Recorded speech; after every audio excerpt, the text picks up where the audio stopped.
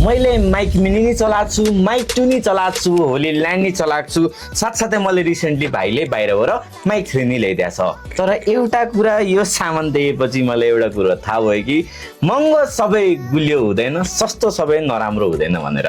यो यसको तपाईँको रिभ्यूको लागि आएको थियो यार, यसले मेरो गाडै पठाइदियो। किन भन्दाखेरि यो तपाईँको लार्क A1 सिरिज रहेको छ, महँगो चाहिँ पर्दैन। तर मैले रेकर्ड गरिरहेको यो 24 फिटको मिनी जतिकै आवाज फाल्छ, त्यो पनि आधी प्राइसमा के। त्यही भएर म त अचम्मै लाग्यो क्या। यहाँ देख सक्नुहुन्छ मैले त यो मजाले हेरेको थिइनँ, किन भन्दा यो तपाईँको सस्तो थियो, त्यही कारणले के आवाज राम्रो आउँछ र भनेर मैले नहेरेको।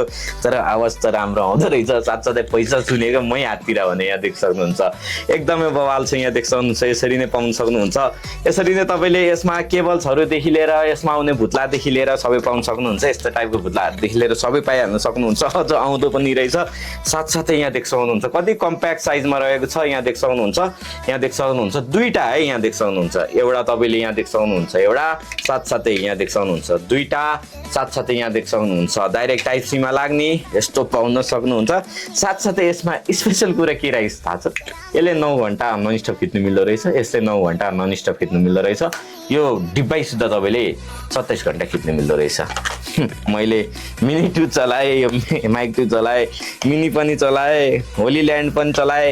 यिनीहरूको आवाज चाहिँ अफकोर्स राम्रो हुन्छ नि, किन भन्दा महँगो परेको छ त्यही कारणले। तर मैले यो सामानलाई अन्डर इस्टिमेट गरिरहेको थिएँ। यो सामान अनि लास्टमा गोटेरहेको छ। यो चाहिँ कसको लागि हो भन्दाखेरि जसले भनौँ न बिगिनर्स हुनुहुन्छ, पैसा यति धेरै छैन माइकमा युज गर्ने, अनि तपाईँले डिजिआईहरूले माइक मिनी लिनु, डिजिआई माइक 2 माइक 3 लिनु भनेर महँगो क्यामेराहरू किन्ने तपाईँको पैसा छैन भने यो तपाईँले भनौँ न योवाला माइक लिनु तपाईँको लागि पर्फेक्ट हुन्छ। पावर ब्याङ्क भेरिएन्ट यहाँ देख्छ हुन्छ यति नै किन्नु सक्नु भएन भने तपाईँले यो नन पावर ब्याङ्क भेरिएन्ट पनि किन्नु सक्नुहुन्छ। 9 घण्टा देब्रे 9 घण्टा दाहिने हानिहाल्छ। यस्तो सानो टाइपको पाउचेसमा आउँछ। तपाईँले यही बजेटमा लिनुभयो भने कन्टेन्ट क्रिएसन नेक्स्ट लेभल जान्छ। यही माइक देखेर मलाई थाहा भयो महँगो जतै सबै राम्रो हुँदैन भने तपाईँको सस्तो जति नराम्रो हुँदैन। बाँकी माइक 3 पनि राम्रो छ, माइक 2 पनि राम्रो छ, माइक मिनी पनि राम्रो छ, होली ल्यान्ड पनि राम्रो छ। तर पैसा नि राम्रो छ भने यसको तपाईँको पैसा तपाईँको एकदमै नराम्रो भए पनि सामान चाहिँ एकदम राम्रो रहेको छ। मस्ट रेकमेन्डेड बिगिनर्सहरूको लागि। दाम चेक